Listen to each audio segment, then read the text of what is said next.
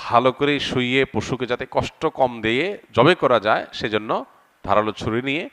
আপনি পশুর কণ্ঠনালী গলায় আপনি ছুরি চালনা করবেন। এখানে ছুরি চালনা করার পর দেখতে হবে যে বড় যে নালীটা, খাদ্য নালী যেটা দিয়ে খাবার নামে, ওইটা কাটা গেছে কিনা, শ্বাসনালী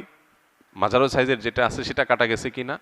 আর তার দুই পাশে দুইটা আপনার ছোট ছোট রগের মতো আছে সেগুলো কাটা গেছে কিনা, বাস এইটুকু আপনি দেখলেন, ভালো করে পোজ দিলেন যাতে করে এগুলো কেটে যায়, এটা চোখে দেখা যাবে, তাহলে সেক্ষেত্রে আপনার জবে হয়ে গেছে, কোরবানি হয়ে গেছে। এরপর আপনি এই পশু জবের সময় বিসমিল্লাহ আল্লাহু আকবার বলার পাশাপাশি আরেকটা দোয়া পড়তে পারলে ভালো, না পড়লেও কোরবানি হয়ে যাবে, জবে হয়ে যাবে। সেটা হলো আল্লাহুম্মা তাকাব্বালহু মিন্নি, আল্লাহ এই পশুকে আমার তরফ থেকে কবুল করেন, এবং আমার পাশাপাশি শরীক থাকলে আল্লাহ অমুক অমুক সহ সবাই পক্ষ থেকে, বা নাম না নিতে পারলে আল্লাহ এই পশু যারা যারা কোরবানিতে শরীক আছে সবার পক্ষ থেকে আপনি কবুল করেন, যেমন কবুল করেছেন মুহাম্মদ সাল্লাল্লাহু সাল্লাম থেকে, ইব্রাহিম ইসলাম থেকে, বাস শেষ। এটা আপনি বললেন, বিসমিল্লাহ আল্লাহু আকবার বলে ছুরি চালনা করলেন,